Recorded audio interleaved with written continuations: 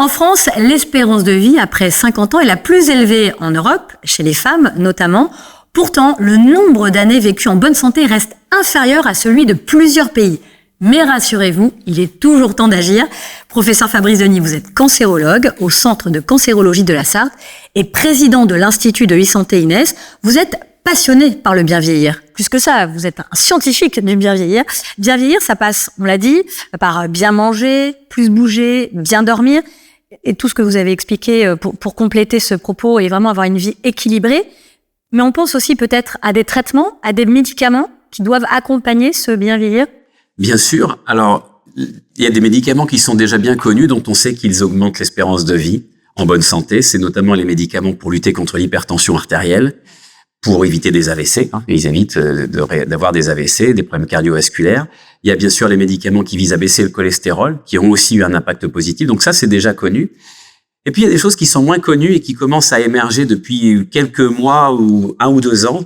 Ce sont des médicaments qui tendent à éliminer les cellules sénescentes, ces fameuses cellules qui vieillissent dans notre organisme et finalement sont un boulet pour l'organisme puisqu'ils provoquent une inflammation de bas grade, un dysfonctionnement des organes.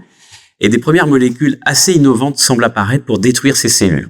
Ces molécules, il y a certains d'entre nous qui ont la chance de pouvoir les consommer ou c'est au stade du développement? Alors un peu les deux en fait. Bizarrement, ce sont des produits qui sont considérés comme des alicaments issus des compléments alimentaires, puisque ce sont des produits qui sont issus de fruits, de légumes, etc., qui ont montré dans beaucoup d'études précliniques, donc chez les animaux, un allongement de longévité qui était parfois de 20-25%, donc c'est quand même pas rien.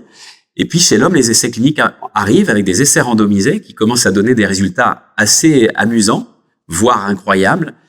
On est encore un petit peu juste pour pouvoir dire il faut utiliser tous ces produits à large gamme à grande échelle parce qu'il peut y avoir un inconvénient à ces médicaments, c'est que certains mal utilisés peuvent favoriser l'émergence de cancer.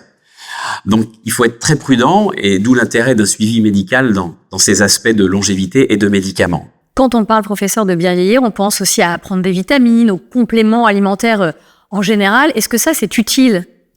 Alors, les vitamines, il faut y aller avec précaution avec les compléments alimentaires basés sur les vitamines. On a montré notamment que certaines vitamines, comme la vitamine E ou le carotène, consommées par les fumeurs, augmentaient le risque de cancer du poumon. Donc, c'est pas le but de prendre des vitamines pour avoir plus de cancer. L'idée, c'est de bien choisir des vitamines, notamment si on est carencé en certaines vitamines, ce qui arrive souvent avec la vitamine D, même avec certaines fois la vitamine B3, la vitamine B9. Il y a des compléments alimentaires qui sont plutôt neutres en termes d'effets secondaires. Par exemple, la fisétine, qui est un complément qui semble détruire ces fameuses cellules sénescentes. Et puis une panoplie de nouvelles molécules et parfois très anciennes. La metformine, qui est un médicament contre le diabète, semble aussi, mais c'est à confirmer, améliorer l'espérance de vie en bonne santé en réduisant l'incidence de maladies cardiovasculaires. Bon, vous nous donnez envie de vieillir en bonne santé, c'est évident, mais qui on va voir pour avoir un compte-rendu, un bilan déjà de notre santé, et puis une feuille de route aussi? Alors ça, pour l'instant, c'est une médecine qui émerge. Pourquoi elle émerge? Parce que jusqu'à il y a 12-18 mois, il n'y avait pas de niveau de preuve sur le bilan, comment on fait un âge biologique, comment est-ce qu'on évalue l'âge vasculaire. Maintenant, on commence à savoir. Donc, en fait, c'est un parcours de soins qui est en train de se construire et donc des médecins qui commencent à s'impliquer et à s'intéresser à ces phénomènes de longévité. Donc, la première ligne, c'est bien sûr le médecin traitant et on est sur des conduites de prévention. 3 bénéfices sur 4, ça va être autour de la prévention, autour de l'alimentation, du sommeil, de la correction des facteurs de risque.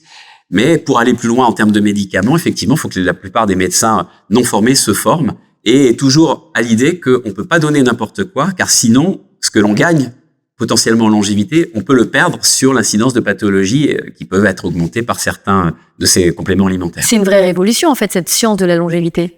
Clairement, là, il y a vraiment un alignement d'étoiles, tant en termes de bilan, comment on évalue les choses, comment on évalue ces âges biologiques, comment on suit l'évolution sous traitement, parce qu'on peut mesurer assez rapidement l'efficacité des traitements, ce qu'on ne pouvait pas faire avant, à part attendre que les patients meurent de leur belle mort pour dire non, finalement, ça n'a pas marché. Maintenant, on peut mesurer de façon assez objective l'efficacité de ces thérapies. Donc oui, il y a une vraie révolution sur le bien vieillir et sur la prise en charge. Oui. Merci infiniment, professeur. Merci à vous.